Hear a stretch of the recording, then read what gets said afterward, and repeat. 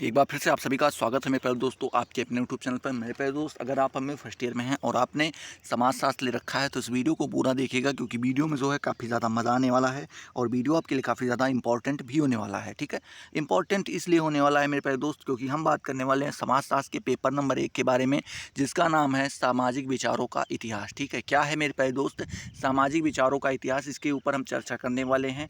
पूरा का पूरा प्रश्न पत्र आपका कवर किया जाएगा। ठीक है, और देखेंगे आज का ये पहला वीडियो होने वाला है, या पहली क्लास कह सकते हैं, पहली क्लास होने वाली है। इसका सिलेबस जो है हमने पिछले वीडियो में डाल दिया था, और अपने दोस्तों के साथ इन सारी चीज़ों को शेयर कीजिए, बताइए उनको कि क्लासें स्टार्ट हो चुकी हैं, सिलेबस पढ़ चुका है, उस सिलेबस के अकॉर्डिंग जो है ये सारी पढ़ाई आपकी करवाई जाएंगी। ठीक है, टारगेट हमारा 2023 का पेपर है और इस पेपर को जो है अच्छे से हमें करना है और अच्छे से अच्छे मार्क्स हमें प्राप्त करने हैं। चलिए देखते हैं। पहला प्रश्न आपसे यहाँ पे पूछा गया है कि पश्चिम में सामाजिक विचारों के विकास का उल्लेख कीजिए। ठीक है, मतलब यहाँ पे कह रहा है कि जो पश्चिम में सामाजिक विचारों के विकास हुए जिन प्रकार से, उनका हमें क्या करना है, उल्लेख करना है। तो इसका जवाब हम कुछ इस प्रकार से देंगे कि सामाजिक विचार के क्षेत्र में मध्यकाल ईसा से 600 ईसा वर्ष पश्चात से 16वीं शताब्दी के अंत तक का समय आता है। मतलब यहाँ पे इनके कहने का यही है कि जो मध्यकाल ईसा है 600 वर्ष पश्चात, 600 वर्ष पहले से, ठीक है, और 16वीं शताब्दी के अंत तक जो समय रहा है वो किसका रहा है मेरे प्यारे दोस्त, वो सामाजिक विचारों के क्षेत्र में रहा है। ठीक है, आगे देखते हैं। इसमें आगे लिखना होगा आपको, इस काल ने सामाजिक चिंतन के क्षेत्र में विशेष योग प्रदान नहीं किया है। मतलब कह रहे हैं जो ये आपका काल है, इसमें जो सामाजिक चिंतन के क्षेत्र में कोई विशेष योग प्रदान नहीं हुआ है। आगे आपको लिखना होगा, इस काल के चिंतन में समाज की बुराइयों को समाप्त करने और सामाजिक कल्याण की दृष्टि से राज्य का संगठन अनिवार्य है। यहाँ पे कह रहे हैं कि जो ये काल है आपका, काल के चिंतन में, ठीक है, जो समाज की बुराइयां हैं उनको आपको समाप्त करना है, और जो आपके सामाजिक कल्याण है उनकी दृष्टि से अगर देखें तो राज्य का संगठन क्या करना है, अनिवार्य है। संगठन, राज्य का संगठन मतलब एक साथ सभी का होना, ये अनिवार्य हो जाता है। सामाजिक चिंतन की दृष्टि से मध्यकाल को भी निम्नलिखित 3 भागों में विभाजित किया जा सकता है। ठीक है, कौन कौन से, तो पहले हम देख सकते हैं पूर्व मध्यकाल, मतलब जो स्टार्टिंग का मध्यकाल रहा है ये 600 से 1100 ईस्वी तक रहा है। ठीक है, मध्य काल ये मेरे प्यारे दोस्त 1100 से 1300 ईस्वी तक रहा है, और जो आपका उत्तर मध्यकाल मतलब जो सबसे आखिरी वाला मध्यकाल रहा है ये आपका 1300 से 1600 ईस्वी तक रहा है। ठीक है, चलिए आगे हम देखते हैं। पूर्व मध्यकाल अशांति, अव्यवस्था और संघर्ष का काल था। जो स्टार्टिंग का मध्यकाल था वो कौन सा था मेरे प्यारे दोस्त, अशांति, अव्यवस्था थी, काफ़ी सारे संघर्ष हमें देखने को मिले, वो उस प्रकार का काल था। इसी काल में रोम साम्राज्य का पतन हुआ था। मतलब कह रहे हैं यही काल था जब रोम साम्राज्य का क्या हुआ था मेरे प्यारे दोस्त, पतन हुआ था। सामाजिक चिंतन के क्षेत्र में इस काल ने कई विशेष प्रगति नहीं की थी। मतलब कोई विशेष प्रगति नहीं की थी। मतलब कह रहे हैं जो ये स्टार्टिंग का समय, कोई भी चीज़ अगर आप स्टार्ट करते हैं, जर्नली अगर देखें तो मेरे प्यारे दोस्त, जो आप कोई भी चीज़ अगर स्टार्ट करते हैं तो वो एक बैग तो भगती नहीं है ना, वो धीरे धीरे करके वो चीज़ें बढ़ती हैं आगे और आप उसमें अच्छा खासा ग्रोथ कर पाते हैं। तो ये स्टार्टिंग का समय था, तो यहाँ पे हमें कोई विशेष रूप से प्रगति नहीं देखने को मिली। मध्यकाल के सामाजिक चिंतन को भी विशेष महत्व प्रदान किया जाना चाहिए। क्या कह रहे हैं मेरे प्यारे दोस्त कि जो मध्यकाल के सामाजिक चिंतन हुए हैं उनको भी हमें विशेष महत्व क्या करना चाहिए, प्रदान कराना चाहिए। इसका कारण यह है कि इस काल में जो भी चिंतन हुआ है दार्शनिक अधिक था, सामाजिक कम था। मतलब कह रहे हैं कि जो ये मध्यकाल में जितने भी चिंतन हुए हैं, अगर इन्हें देखें तो ये दार्शनिक ज़्यादा थे। ठीक है, इनको दार्शनिक ज़्यादा देखने को मिलेंगे, सामाजिक कम आपको देखने को मिलेंगे। आगे आपको लिखना होगा कि उत्तर मध्यकाल में भी सभी सामाजिक चिंतन के क्षेत्र में कोई विशेष प्रगति नहीं हुई। ठीक है, मतलब यहाँ पे कह रहे हैं कि जो आपका आखिरी का मध्यकाल था उसमें भी जो सामाजिक चिंतन के क्षेत्र में कोई विशेष प्रगति होती हुई नहीं दिखाई पड़ी। आगे आपको लिखना होगा, इसका मुख्य कारण यह था कि इस युग में भी पुनः उथल पुथल और संघर्ष प्रारंभ हो गए थे। कह रहे हैं कि इसका कारण यही था कि जब ये समय आया तो यहाँ पर फिर से, पुनः का मतलब होता है फिर से, उथल पुथल और संघर्ष फिर से प्रारंभ हो गए थे। आगे आपको लिखना होगा, मध्यकाल का चिंतन अनिश्चित सामाजिक दशाओं का प्रतिबिंब प्रतीत होता है। मतलब कह रहे हैं जो मध्यकाल का चिंतन है वो अगर हम देखें तो अनिश्चित सामाजिक दशाओं, मतलब जो उस समय की कोई निश्चित सामाजिक दशाएं नहीं थीं, अनिश्चित थीं, का प्रतिबिंब प्रतीत होता है। मतलब उसी का एक रूप हमें दिखाई देता है। आगे आपको लिखना होगा मेरे प्यारे दोस्त कि इस युग में, क्या मेरे प्यारे दोस्त, इस युग में पोपशाही के विरुद्ध राजाओं और संप्रदायों के बीच संघर्ष चलते रहे। ठीक है, मतलब कह रहे हैं कि यहाँ पे जो पोपशाही हुआ करते थे, पोपशाही के विरुद्ध राजाओं और संप्रदायों के बीच क्या होता रहा, संघर्ष चलता रहा। इस युग के चिंतन में प्राचीन रूढ़ियों के प्रति क्या कह रहे हैं, जो इस युग का चिंतन था, उस युग का मध्य का, ठीक है, मध्य युग का जो चिंतन था, उसमें जो प्राचीन रूढ़ियों के प्रति संघर्ष की भावना के भी दर्शन होते हैं। मतलब कह रहे हैं कि यहाँ पे जो पुरानी पीढ़ियाँ चलती आ रही थी, जैसे मान लीजिए आपके यहाँ कोई भी ऐसी बात हो जो आपके यहाँ लगातार परंपरागत चलती आ रही हो, ठीक है, जैसे आपके यहाँ माना जाए कि बिना मंजन के आप पानी या चाय नहीं पी सकते हैं, ठीक है, लेकिन अभी आप क्या करें, कुछ दिन बाहर चले जाएं, अमेरिका वगैरह में कहीं पे भी चले जाते हैं, किसी विदेश में चले जाते हैं, तो वहाँ पे आप देखेंगे कि कोई इतना मंजन वगैरह मायने नहीं रखता है। ये लोग करते हैं, लेकिन जब मन में आता है दोपहर शाम जब मर्जी कहे तब करते हैं। ज़रूरी नहीं कि सुबह करके ही पानी और चाय पिए, ठीक है, हो सकता है उठ के वो कॉफ़ी ही पी लेते हों। तो अभी आप क्या करने लगेंगे, वहाँ पे जाएंगे तो वहाँ की आदत पड़ जाएगी, यहाँ पे आके आप उनसे क्या करना शुरू कर देंगे, अपने लोगों के साथ संघर्ष स्टार्ट कर देंगे। इसी को अंतर पीढ़ी संघर्ष भी कहते हैं। जैसे आपके पिताजी हैं, ठीक है, वो कह रहे हैं नहीं पहले मंजन करो फिर जो है आप चाय वगैरह पियो, लेकिन आप कह रहे हो नहीं क्या फ़र्क पड़ता है, मत चाय पी लें फिर मंजन करते हैं। तो ये जो है देखने को मिल रहा था उस समय भी, क्योंकि जो प्राचीन चीज़ें थीं, प्राचीन रूढ़ियाँ थीं, उनके प्रति संघर्ष उत्पन्न हो चुका था, लोग उन चीज़ों को मानना बंद कर दिए थे। राजा धार्मिक पाखंडों के विरुद्ध और प्रजा राजा के विरुद्ध संघर्ष करती थी। मतलब जो राजा थे वो धार्मिक पाखंडों के विरुद्ध, वो नहीं मानते थे कोई धार्मिक पाखंड, जो समय के जो कुछ भी रिवाज रहे हों तो उनको वो नहीं मानते थे, और जो प्रजा थी वो राजा के विरुद्ध हो जाती थी। जब राजा कोई बात नहीं मानता था तो प्रजा उनके विरुद्ध हो जाया करती थी। ये संघर्ष चलता रहता था। इसी दृष्टि से मध्यकाल के प्रमुख सामाजिक विचारकों, क्या मेरे प्यारे दोस्त, इसी दृष्टि से अगर हम देखें तो मध्यकाल के जो प्रमुख सामाजिक विचारकों का संक्षिप्त विवेचना प्रस्तुत करना आवश्यक है। यह विवेचना निम्नलिखित है, ठीक है। पहले नंबर पे आपके कौन आ जाते हैं,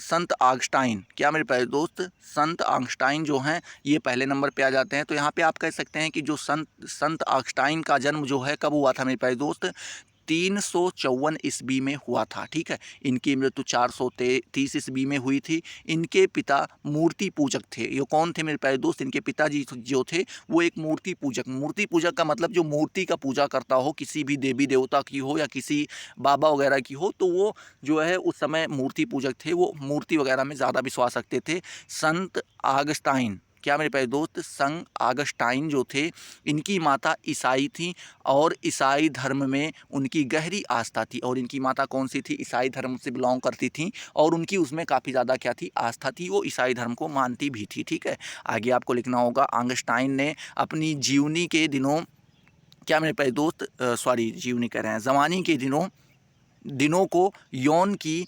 अटखेलियों में व्यतीत किया, ठीक है। मतलब वो कह रहे हैं कि जैसे अभी के बच्चे हैं ना, अभी आप देखते होंगे इंस्टाग्राम वगैरह पे अगर आप चलाते होंगे तो देखने को मिलता होगा, क्योंकि हम लोग भी कभी कभी जब बैठते हैं थोड़ा बहुत चलाते हैं तो देखते हैं कैसे अपना समाज भ्रष्ट होता जा रहा है। देख रहे हो थोड़ी थोड़ी लाइक्स के लिए, थोड़े थोड़े व्यूज़ के लिए वो लोग क्या क्या कर रहे हैं, कितनी अभद्रता फैलती जा रही है। आगे वाला समाज जो हमारा आने वाला है, जो हमारी आने वाली पीढ़ी है, वो इन्हीं से प्रेरित होंगे, और जब इनसे प्रेरित होंगे मेरे प्यारे दोस्त तो हमारे सामने क्या क्या देखने को मिले, हम लोगों को क्या क्या देखना पड़े, ये कुछ कहा नहीं जा सकता है, ठीक है। अभी क्या कर सकते हैं, इनको इसी में बढ़ावा दिया जा रहा है। पता नहीं कैसे इनके माता पिता हैं, उनका कोई रोक लग ही नहीं रहा है। वो बच्चे छोटे छोटे हैं, न जाने कौन कौन सी बातें करते हैं, ठीक है, अपना अंग प्रदर्शन भी करते हैं उसमें। तो ये सारी चीज़ें हमारे समाज में एक तरीके से आप समझिए तो पूर्ण कलयुग लग चुका है, और आप कह सकते हैं कि बुराइयां अच्छे से व्याप्त भी हो चुकी हैं, ठीक है। चलिए, तो उसी प्रकार से ये भी उस समय अपना जो है जीवन इन्होंने लड़कियों वगैरह के पीछे काफ़ी ज़्यादा व्यतीत किया, ठीक है।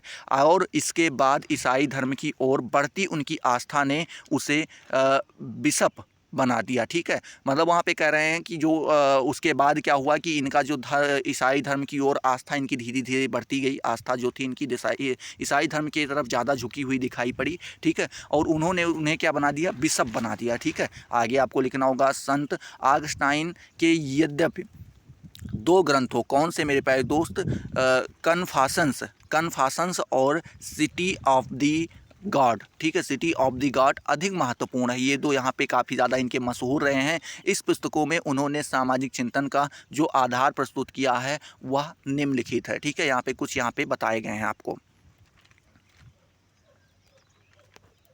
यहाँ पे पहला नंबर दिया गया है मानव क्रिया, ठीक है। मानव क्रिया के बारे में, ह्यूमन एक्शन के बारे में बताया गया है।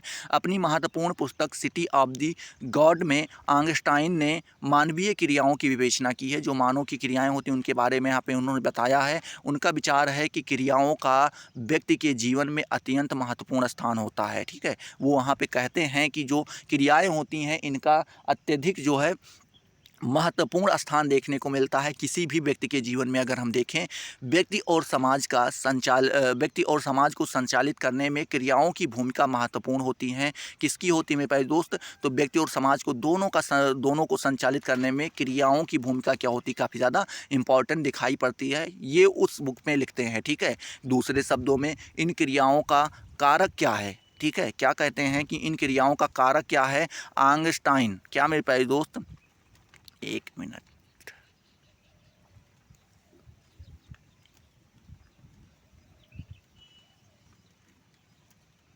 ठीक है।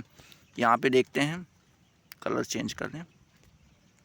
आइंस्टाइन ने मानवीय क्रियाओं को प्रेरित करने वाले कारकों को निम्नलिखित भागों में विभाजित किया है। मतलब जो आइंस्टाइन थे आपके, ठीक है, थोड़ा भी मान लो कभी कभी आपको लगता होगा कि प्रोनाउंसिएशन में नाम में इनके दिक्कत होती होगी, तो भाई अब थोड़ा बहुत प्रोनाउंसिएशन में दिक्कत हो जाती है, ठीक है। चलिए देखते हैं। यहाँ पे कह रहे हैं कि जो मानवीय क्रियाओं हैं इनको प्रेरित करने का मतलब इनको जहाँ से मोटिवेशन प्राप्त होता है, जहाँ से मोटिवेट होते हैं, उन कारकों को इन्होंने कितने भागों में, निम्नलिखित भागों में, मतलब यहाँ पे टोटल इन्होंने 4 भागों में बांटा है। पहला कौन सा है? शारीरिक प्रसन्नता के लिए, ठीक है। उन्होंने बताया है कि जो मनुष्य है वो अपनी क्रियाएं पहले नंबर पे इसलिए करता है क्योंकि उसे क्या, शारीरिक प्रसन्नताएं मिल सकें। आप समझ पा रहे होंगे। दूसरा नंबर पे उन्होंने बताया है मानसिक प्रसन्नता के लिए। कई सारी चीज़ें आपको ऐसी होती होंगी कि जिनको करने से आपको शारीरिक कोई लाभ नहीं होता, लेकिन आप मन में काफ़ी ज़्यादा खुशी हो जाते हैं, भाई साहब हाँ मज़ा आ गया, ठीक है। दूसरा यहाँ पे तीसरा नंबर बताया गया है कि शारीरिक तथा मानसिक दोनों प्रशंसाओं के लिए, मतलब कुछ काम ऐसे भी होते हैं जिनसे हमें शारीरिक प्रसन्नता भी मिलती है, मानसिक प्रसन्नता भी मिलती है।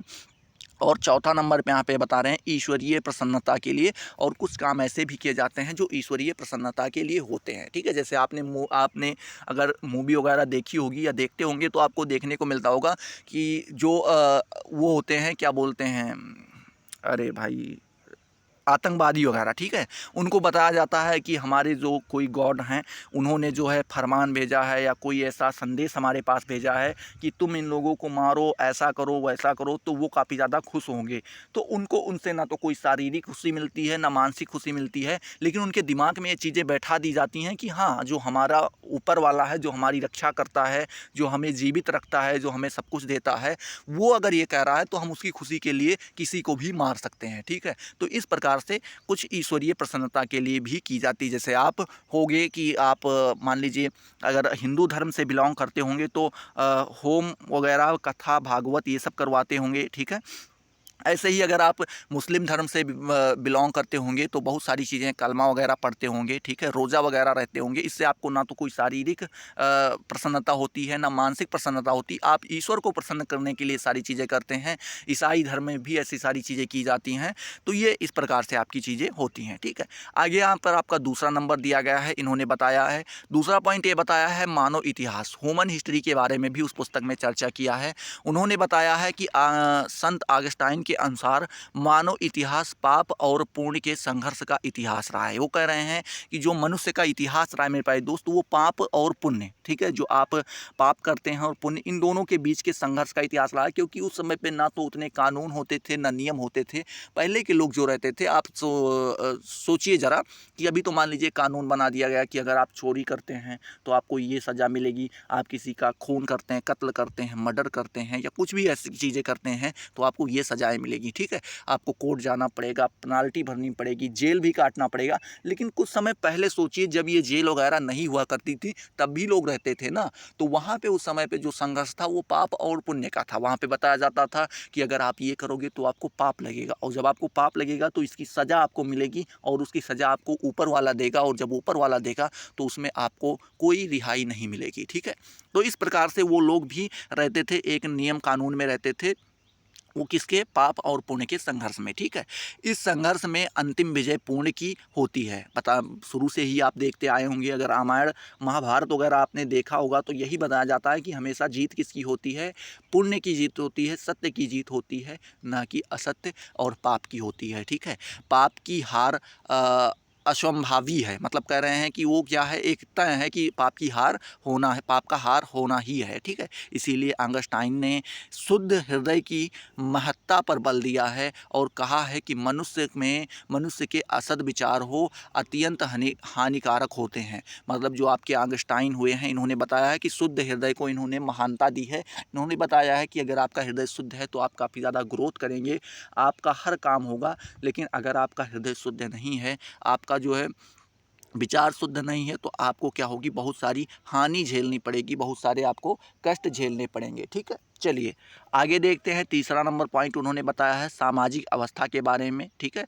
सोशल ऑर्डर के बारे में। इसमें इन्होंने लिखा है कि सामाजिक अवस्था के विषय में संत ऑगस्टाइन ने अपने विचारों को प्रतिपादन किया है। सामाजिक अवस्था पर विचार करते हुए ऑगस्टाइन ने समाज को दो भागों में विभाजित किया है। कौन कौन से मेरे प्यारे दोस्त, तो पहला यहाँ पे हम देख सकते हैं, एक मिनट, हाँ, पहला समाज वह है जो बुराइयों से परिपूर्ण है। ऑगस्टाइन ने इसे मनुष्य का समाज कहा है। उनके कहने का मतलब ये था मेरे प्यारे दोस्त कि जो पहला समाज होता है वो बुराइयों से परिपूर्ण है, मतलब बुराइयों से भरा हुआ है। और ऑगस्टाइन ने इसे क्या बताया मेरे प्यारे दोस्त, मनुष्यों का समाज बताया कि जो मनुष्यों का समाज है इसमें बुराइयां व्याप्त हैं। हालांकि वो उनकी बातें अगर देखें तो कुछ ना कुछ सत्य हैं, क्योंकि अगर हम देखें अपने जीवन में तो कोई भी व्यक्ति देख लीजिए, वो कहीं ना कहीं पे कोई ना कोई बुराई ज़रूर कर जाता है। और जहाँ पे बुराई हर व्यक्ति के पास पाई जा रही कुछ ना कुछ मात्रा में। ठीक है, आप देख लीजिए आपके आसपास ही जिसको आप सबसे अच्छा आदमी मानते हो उसके अंदर भी कुछ ना कुछ बुराइयां होंगी। ठीक है, चलिए जो उन्होंने दूसरे समाज के बारे में बताया मेरे प्यारे दोस्त, वो बताया है कि दूसरा समाज वह है जो अच्छाइयों से परिपूर्ण है, जहाँ पे अच्छाइयाँ ही अच्छाइयाँ पाई जाती हैं, बुराइयों का नामो निशान नहीं है। वह कौन सा समाज है, वह ईश्वरीय समाज है। उसे उन्होंने ईश्वरीय समाज की संज्ञा दी है। ठीक है, आगे आपको लिखना होगा कि मनुष्यों का समाज अस्थायी और नाशवान होता है। मतलब उन्होंने बताया है कि जो मनुष्य का समाज है वो अस्थायी है, मतलब वो अस्थायी नहीं है, वो कहीं ना कहीं पे आप देखते होंगे तो कहीं ना कहीं पे वो भंग होता रहता है। और ये कौन सा है, नाशवान है। ठीक है, जबकि ईश्वरीय समाज अस्थायी है और नित्य है। ठीक है, ये हमेशा रहने वाला है और अस्थायी भी है। ऑगस्टाइन का ईश्वरीय राज्य एक ऐसा समाज है जो जाति, राज्य, वर्ग के आधार पर मनुष्यों में किसी प्रकार का भेदभाव नहीं मानता है और सभी को एक ही मानव जाति का सादर मानता है। इसका सदस्य प्रत्येक व्यक्ति, क्या मेरे प्यारे दोस्त, सादर कह रहे हैं, एक ही जाति का सदस्य मानता है। इसका सदस्य प्रत्येक मानव प्राणी सिर्फ मानव होने के नाते हो सकता है। मतलब कह रहे हैं जो ईश्वरीय समाज है मेरे प्यारे दोस्त, वहाँ पर कोई भी ऐसी चीज़ें नहीं है जो जाति, राज्य या वर्ग के आधार पर बांटी गई हों। वहाँ पर आप मनुष्य हैं तो बस आप मनुष्य हैं, कोई फर्क नहीं पड़ता आप कौन सी जाति से, कौन से वर्ग से और कौन सी संप्रदाय से, आप कौन से राज्य से बिलोंग करते हैं, इससे वहाँ पे कोई प्रभाव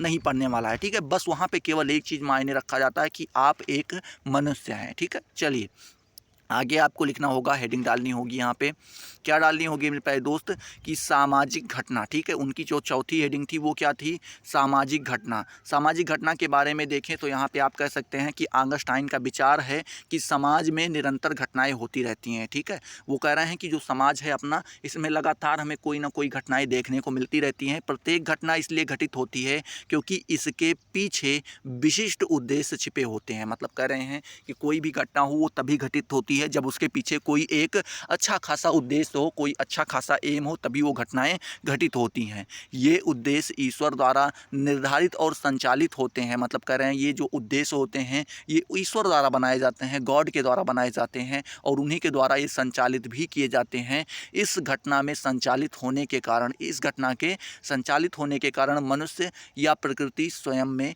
नहीं है। मतलब कह रहे हैं कि इस घटना का जो संचालन है ये ना तो मनुष्य कर सकता है, ना प्रकृति कर सकता है, इसका संचालन केवल और केवल ईश्वर कर सकता है। ठीक है, आगे आपको यहाँ पे चौथा 5वां नंबर जो हेडिंग आपको देखने को मिलेगी वो उन्होंने बताया है कि आदर्श समाज के बारे में उन्होंने बताया है। यहाँ पर इन्होंने लिखा है कि आदर्श समाज के बारे में भी संत ऑगस्टाइन ने अपने विचार प्रतिपादित किए हैं। ऑगस्टाइन का आदर्श समाज विश्वव्यापी समाज होगा, ठीक है, जिसमें जाति, धर्म और संप्रदाय से संबंधित मानव मात्र में किसी प्रकार का भेदभाव नहीं होगा। इस समाज की सदस्यता के बारे में ऑगस्टाइन ने लिखा है कि केवल जन्म लेने से कोई व्यक्ति इस समाज का सदस्य नहीं बन सकता है। उसके लिए उसने लिखा है कि इसकी सदस्यता का आधार भगवान की कृपा है। सभी व्यक्तियों को भगवान की कृपा प्राप्त हो नहीं होती है। भगवान की कृपा सिर्फ उस व्यक्ति को प्राप्त होती है जो ईसा में विश्वास करता है। ठीक है, मतलब यहाँ पे कह रहे हैं कि वो जो आपके ऑगस्टाइन महोदय हुए हैं, उन्होंने ये बताया है कि जो हमारा समाज है, क्या मेरे प्यारे दोस्त, जो हमारा आदर्शवादी समाज है ये विश्वव्यापी समाज होगा, जिसमें पूरे विश्व में संचालित होगा। यहाँ पर कोई भी जाति, धर्म, संप्रदाय कोई भी मायने नहीं रखेगी। यहाँ पे बस आपको जो है एक मानव के तौर पे लिया जाएगा और आप समाज का सदस्य तभी बन पाएंगे जब आपके ऊपर ईश्वर की कृपा होगी। ठीक है, उन्होंने क्या कहा है कि ईश्वर की कृपा उसी आदमी के ऊपर होगी जो ईश्वर के ऊपर विश्वास रखता होगा। ईसा का मतलब वहाँ पर गॉड से लिया गया है। उनमें जो ईसाई धर्म के लोग होते हैं वो अपने गॉड को ईसा कहते हैं। ठीक है, तो यहाँ पे उन्होंने ये बताया है। चलिए आगे आपको यहाँ पे दूसरे नंबर जो आपके वैज्ञानिक देखने को मिलेंगे वो आपको देखने के मिलेंगे थॉमस, क्या मेरे प्यारे दोस्त, थॉमस एक्विनाश। ठीक है, चलिए कोई भी नाम हो, क्या करना है, थॉमस के नाम से देखते हैं। थॉमस जी का जन्म 1225 ईस्वी में और मृत्यु उनकी 1274 ईस्वी में हुई थी।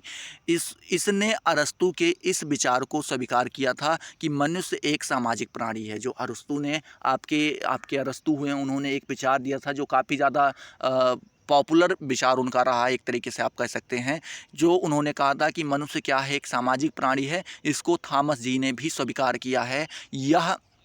वह सामाजिक होने के कारण दूसरों के साथ रहकर सामाजिक संगठन का निर्माण करता है। मतलब उन्होंने कहा है कि जो है मनुष्य जो सामाजिक है, इसी के कारण वो एक दूसरों के साथ रहता है और उसके बाद वो सामाजिक संगठन का निर्माण करता है। व्यक्ति सामाजिक संगठन इसलिए बनाता है, क्यों बनाता है मेरे प्यारे दोस्त, कि उसके उद्देश्यों की पूर्ति सबको, क्या मेरे प्यारे दोस्त, वो आगे कहते हैं कि जो व्यक्ति है वो सामाजिक संगठन इसलिए बनाता है क्योंकि उसके उद्देश्यों की पूर्ति हो सके। ठीक है, आगे थॉमस के प्रमुख विचारों को निम्नलिखित भागों में विभाजित मतलब बांटा जा सकता है। कौन कौन से, तो पहले नंबर पे आप देख सकते हैं यहाँ पर उनके विचार का जो पहला भाग है मेरे प्यारे दोस्त वो है व्यक्ति और समाज। क्या उन्होंने व्यक्ति और समाज के बारे में चर्चा की है। थॉमस ने व्यक्ति और समाज और उसकी सामाजिकता के विषय में भी अपने विचार प्रतिपादित किए हैं। ठीक है, क्या किए हैं मेरे प्यारे दोस्त, अपने विचार उन्होंने प्रतिपादित किए हैं, या कह सकते हैं उन्होंने अपने विचार प्रस्तुत किए हैं। इसमें आपको देखना होगा कि उसने जो है, एक मिनट कलर चेंज कर दें, उसने अरस्तु के इस विचार में सहमति व्यक्त की है कि मनुष्य एक सामाजिक प्राणी है। मनुष्य की प्रकृति में कुछ इस प्रकार की विशेषताएं पाई जाती हैं जो वह अन्य मनुष्यों से पृथक कर सकता है। ठीक है, मतलब यहाँ पे कह रहे हैं कि जो मनुष्य है वो एक सामाजिक प्राणी है, या अरस्तु जी ने कहा था, तो इस विचार को उन्होंने स्वीकार भी किया है। और वो आगे कहते हैं कि जो मनुष्य है उसकी प्रकृति में कुछ इस प्रकार की विशेषताएँ पाई जाती हैं। ठीक है, पाई जाती हैं कि वह अन्य मनुष्यों से उसे क्या करती हैं, पृथक करती हैं, एक अलगाव देखने को मिलता है। जैसे मेरे अंदर और आपके अंदर कुछ ऐसी विशेषताएँ पाई जाती होंगी जो हम दोनों को अलग करता है, ना कि आप किसी को शरीर के अनुसार कह सकते हैं, क्योंकि मैं भी एक मनुष्य हूँ, आप भी एक मनुष्य हैं, तो आप उसको इस तरीके से पृथक नहीं कर सकते हैं। बस आपके अंदर और मेरे अंदर यही फ़र्क है कि हमारे अंदर कुछ ऐसी विशेषताएं हैं जो आपके अंदर नहीं है, और आपके अंदर कुछ ऐसी विशेषताएं हैं जो हमारे अंदर नहीं हैं। यही हम दोनों को अलग करती हैं, ये उनका मानना है। ठीक है, आगे आपको लिखना होगा समाज का अस्तित्व सरकार पर आधारित होता है। मतलब कह रहे हैं जो समाज का अस्तित्व है वो किसके ऊपर, सरकार के ऊपर आधारित होता है।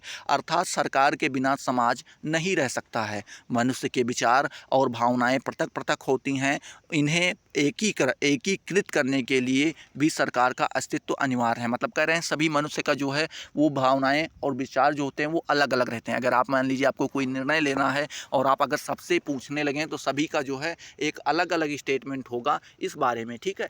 तो अभी इन चीज़ों को एक करने के लिए हमें किसी ना किसी एक आदमी को तो मुख्य मानना होगा, सभी को मिलकर, कि उसका जो निर्णय हो वो क्या हो, हम सबके ऊपर लागू हो, ठीक है। तो इस प्रकार से हमें एक सरकार की आवश्यकता पड़ती है। दूसरा उन्होंने बताया है कानून के बारे में, 12 नंबर यहाँ पे बताया है कानून के बारे में। वहाँ पे इन्होंने बताया है कानून के बारे में, इसमें बताया है कि जो आपके थॉमस ने कानून के संबंध में अत्यंत व्यापक और स्पष्ट मत व्यक्त किया है। उन्होंने एक बड़ा सा और स्पष्ट रूप से एक मत व्यक्त किया है। उन्होंने कानूनों को निम्नलिखित 4 भागों में विभाजित किया है। कानूनों को कितने भागों में पाए दोस्त, 4 भागों में विभाजित किया है। पहला कौन सा है, शाश्वत कानून। इसके बारे में वो बताते हैं कि वे कानून जो ब्रह्मांड का नियंत्रण और संचालन करते हैं शाश्वत कानून के नाम से जाने जाते हैं। मतलब कह रहे हैं जिस पे मनुष्य का कोई अधिकार नहीं होता है, जो पूरे ब्रह्मांड के ऊपर लागू होता है और उसका संचालन कोई और कर रहा है, वो क्या होता है आपका, वो आपका शाश्वत कानून होता है, ठीक है। दूसरा वो कह रहे हैं प्राकृतिक कानून। प्राकृतिक कानून के ऊपर वो बताते हैं कि प्राकृतिक कानून वो हैं जो बुद्धिमान व्यक्तियों को शाश्वत कानून को समझने में मदद करते हैं। प्राकृतिक कानून व्यक्ति को अच्छे और बुरे कार्यों की पहचान करने में उसकी मदद करते हैं। मतलब यहाँ पे कह रहे हैं कि प्राकृतिक कानून वो होते हैं जो क्या करते हैं, जो बुद्धिमान व्यक्ति होते हैं उनको शाश्वत कानून को समझने में मदद करते हैं। मान लीजिए आपके साथ कोई घटना घटित हुई, ठीक है, तो अब आप उस घटना का ब्लेम किसी ऊपर के और के ऊपर ना डाल के आपके अंदर ये विचार आ जाए कि ये तो होना ही था, ये सभी के ऊपर होता है, ठीक है। मान लीजिए या किसी का देहांत हो जाता है, ठीक है, कोई भी हो, गांव गढ़ी बाहर शहर में कहीं पे भी हो, उसका अगर देहांत हो गया तो अब उसके घर वाले मान लीजिए रो रहे हैं। अब वो ब्लेम डालें, नहीं तुम्हारी वजह से हुआ, नहीं तुम्हारी वजह से, एक दूसरे के साथ लड़ने लगे। लेकिन जो समझदार व्यक्ति होते हैं वो क्या कहते हैं, ये तो होना ही है, आज नहीं तो कल होना है, सभी के साथ होना है। तो ये जो समझने की क्षमता हमें देता है वो कौन देता है, प्राकृतिक कानून देता है। तीसरा उन्होंने बताया है दैवीय कानून। दैवीय कानून के बारे में ये बताते हैं कि ये वे कानून हैं जो व्यक्तियों को पारलौकिक लक्ष्य की ओर अग्रसर करते हैं। ये कानून व्यक्तियों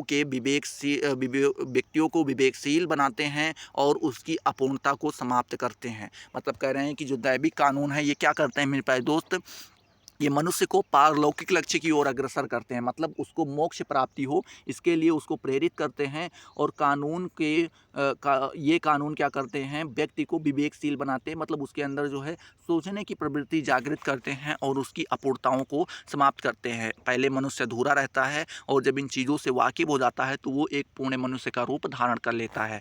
चौथा कानून उन्होंने मानवीय कानून बताया है। मानवीय कानूनों का मनुष्य अपनी बुद्धि से विशिष्ट भौतिक स्थितियों में पालन करता है। कह रहे हैं जो मानवीय कानून हैं ये हम खुद ही बनाते हैं और इनका पालन हमें खुद ही करना पड़ता है, ठीक है।